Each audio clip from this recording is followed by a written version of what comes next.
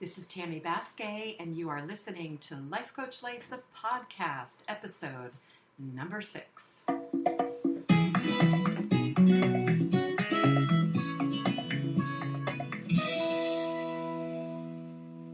Hey. Question for you. How much energy would you save if you stopped overthinking and worrying about everything? Do you ever start spinning in your head and you can't get out of worst case scenarios? Do you magnify upcoming events and experiences in your life? And has this kind of thinking led to anxiety for you? That way of being cannot be serving you.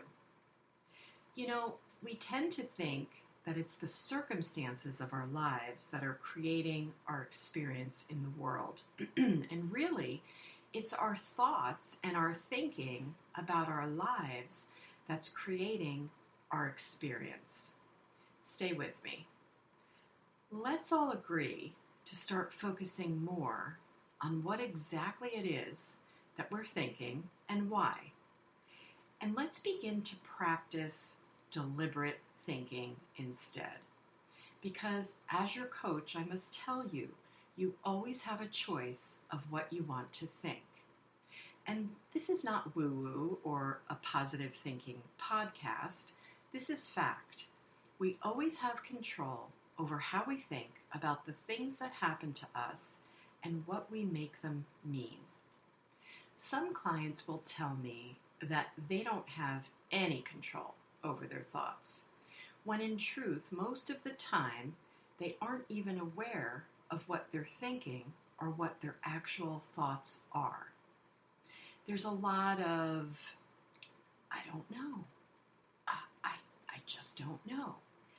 And I have to tell you, it's really, really powerful to know. Even if all your thoughts are crappy and negative and taking you down a dark rabbit hole, especially when your thoughts are doing that.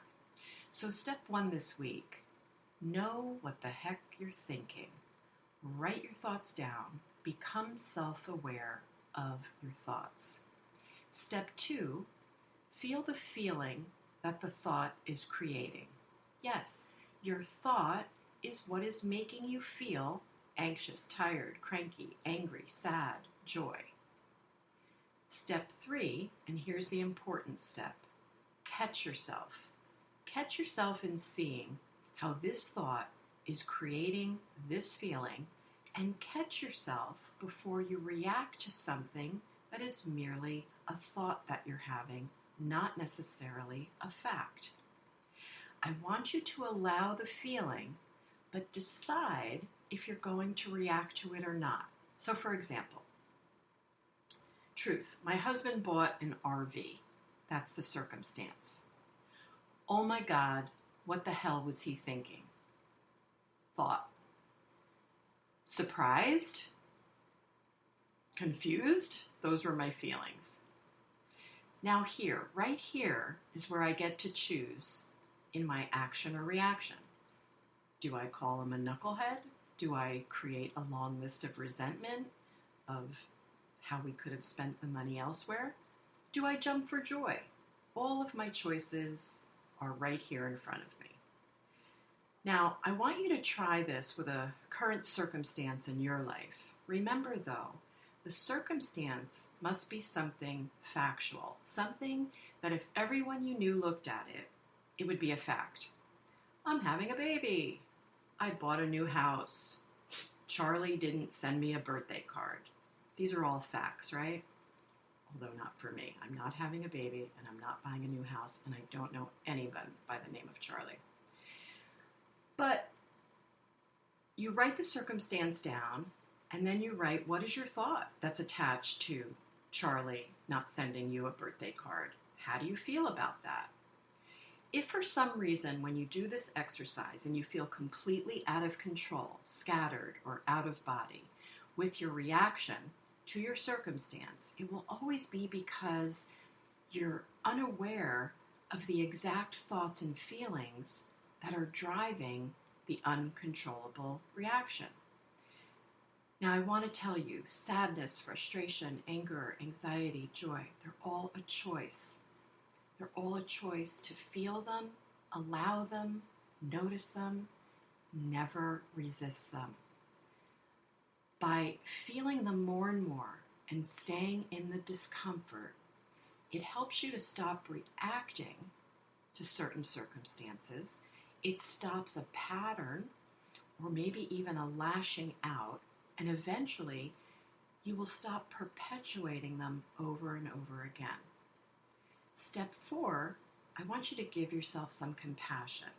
Try not to look outside yourself for this. Learn how to self-soothe rather than reaching outside yourself in that moment for a phone call or, talking to someone or a drink or a cigarette or a chocolate eclair or a pill, whatever your thing is.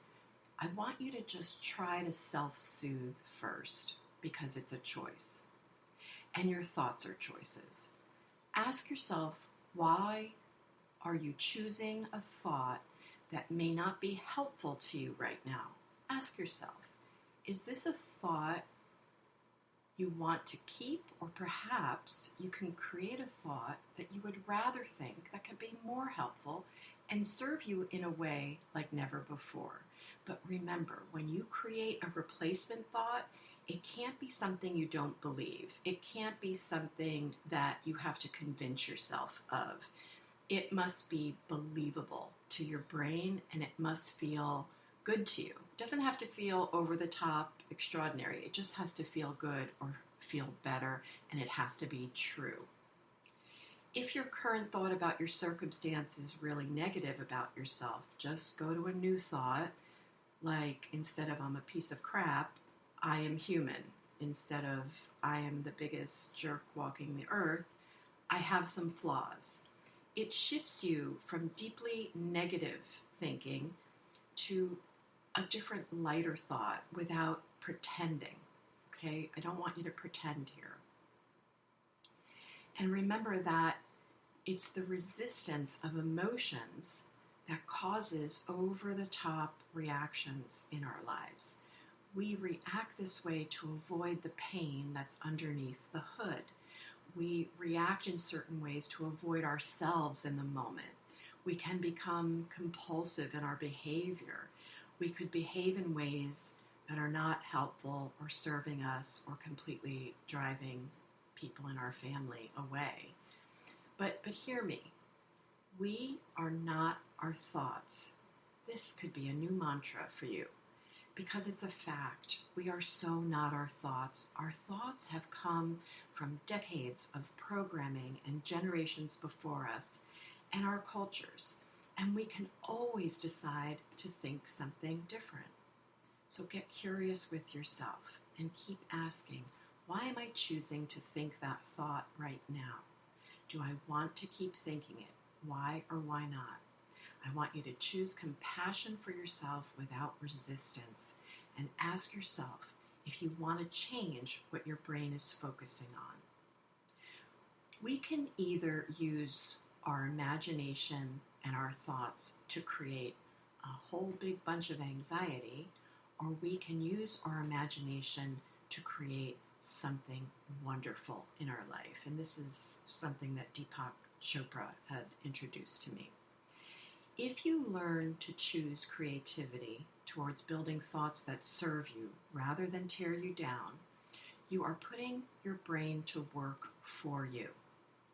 I want you to wake up and ask yourself the best questions. How can today be awesome? What good can I do for someone, for myself? What is good and right in my life, rather than why am I such a crappy daughter, mother? Why am I a complete idiot? Why don't I have any value in the world? Your brain will answer all your questions or die trying. So ask it the best questions. Ask the best of your brain this week. Remind your mind what you believe when you're not kicking yourself to the curb with negativity. Use your brain well. Feed it well. Create a bridge thought and then another and another after that. Bridge thoughts will get you slowly from deep negativity to your positive truth, one word and one thought at a time. Listen, my door is always open. Feel free to share your positive or negative thoughts with me about this podcast. You can reach me on Google, tbasquet@gmail.com, or simply just say hello on Facebook. Thanks for listening, and please remember your mind matters in everything that you do. This is Tammy Basquet from Life Coach Life. Have a great weekend.